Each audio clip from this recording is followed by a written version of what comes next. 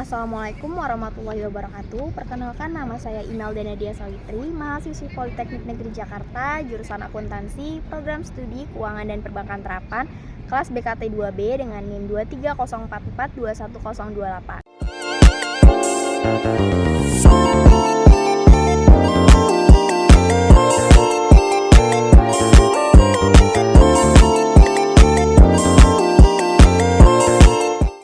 Pada hari ini, izinkan saya untuk memaparkan hasil review buku saya yang berjudul Media dan Dinamika Demokrasi karya Anang Sujoko, Muhtar Habodin, dan juga Laude Mahdani Afala sebagai salah satu syarat tugas akhir pendidikan Pancasila dengan dosen pengampu Bapak Yusuf.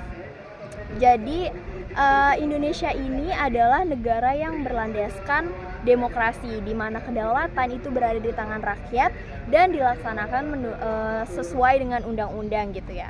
Sejak era reformasi pada tahun 1998, Indonesia telah melakukan berbagai usaha dan juga percobaan gitu untuk memastikan dan memperkuat sistem demokrasinya itu sendiri gitu. Salah satu usahanya yaitu dengan pemilihan umum yang bebas dan adil, juga kebebasan pers dan juga serta kebebasan berpendapat gitu. Tadi kan ini di judulnya ada kata media gitu ya.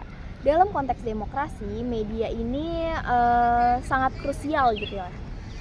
Media berfungsi sebagai pilar keempat demokrasi, yaitu memberikan informasi, edukasi, serta menjadi alat kontrol sosial terhadap kinerja pemerintah tentunya. Kebebasan pers memungkinkan media untuk melaporkan fakta secara objektif dan kritis, serta memberikan ruang bagi masyarakat untuk menyuarakan pendapat mereka gitu. Dengan demikian, media ini berperan penting dalam membentuk opini publik, juga mendorong partisipasi aktif masyarakat dalam proses demokrasi. Seperti yang disebutkan oleh Thomas Jefferson dan juga James Madison, mereka berdua mengungkapkan bahwa no free press, no free country, no demokrasi. Yang dimana jika kita lihat lagi dan kita terjemahkan, hal ini tuh menegaskan bahwa media yang bebas itu menjadi salah satu syarat mewujudkan negara yang demokratis. Selain Thomas Jefferson dan juga James Madison, di sini juga ada Miss Sherwin, di mana beliau mengatakan bahwa media massa memiliki dua fungsi vital gitu. Yang pertama, as watchdog of people, yaitu sebagai anjing penjaga rakyat gitu ya, yaitu memastikan nilai-nilai yang dilaksanakan pemerintah atau yang terjadi di Indonesia ini itu sesuai dengan seharusnya, sesuai dengan budaya yang kita miliki. Lalu yang kedua itu ada as marketplace of idea, yaitu sebagai pasar ide, di mana masyarakat atau rakyat ini bebas menyuarakan atau menyampaikan opininya, juga bebas berdiskusi mengenai isu-isu yang sedang terjadi.